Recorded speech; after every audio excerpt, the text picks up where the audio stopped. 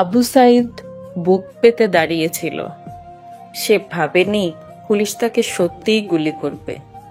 তাই প্রথম গুলিটা খেয়ে সে একটু হতভম্ব হয়ে কেঁপে উঠেছিল। তার বিশ্বাস হলো না ওই প্রান্তের পুলিশ তার মতোই বাংলায় কথা বলে, তার মতো দুবেলা ভাত খায়, একই মাটির গন্ধ গায়ে। কেঁপে উঠেও আবার পা শক্ত করে দাঁড়ালো। তা না হলে বন্ধুরা কি বলবে? একটা গুলির আঘাতে সে পড়ে গেছে, গায়ে শক্তি নেই। আড্ডায় পড়ে বন্ধুদের গর্ব করে বলবে, দেখেছিস তোরা কেমন বুক চিতিয়ে বাঘের মতো দাঁড়িয়েছিলাম। আবু সাইদ আবার কেঁপে উঠল, কারণ আরেকটি গুলি ছোড়া হয়েছে। এই পর্যায়ে তার নিজেকে ধরে রাখতে কষ্ট হয়ে গেল। তবুও সে প্রাণপণে চেষ্টা করতে লাগলো।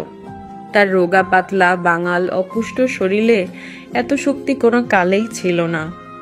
হঠাৎ মনে পড়ে গেল সে তো অজপাড়া গায়ের দরিদ্র ঘরের ছেলে, যার মাসে টিউশনির টাকা পাঠালে গরিব বাবা মায়ের খাবারের টাকা হয়। সে 5-এ বৃত্তি পেয়েছিল, 8-এ পেয়েছিল। তার মূর্খ বাবা মা আশা বেঁধেছিলেন আবু সাইদ বড় ভার্সিটিতে টেকার পর তাদের সব কষ্ট দূর হয়ে যাবে।